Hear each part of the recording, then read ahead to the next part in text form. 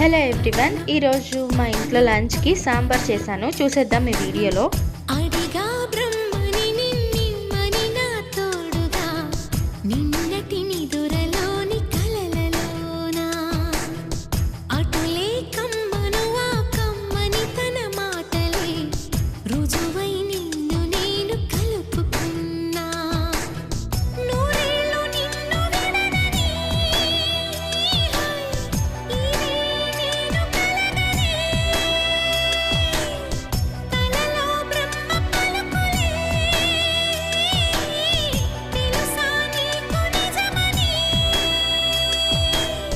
నిజమే నిజమే నా కూడా తెలుసులే.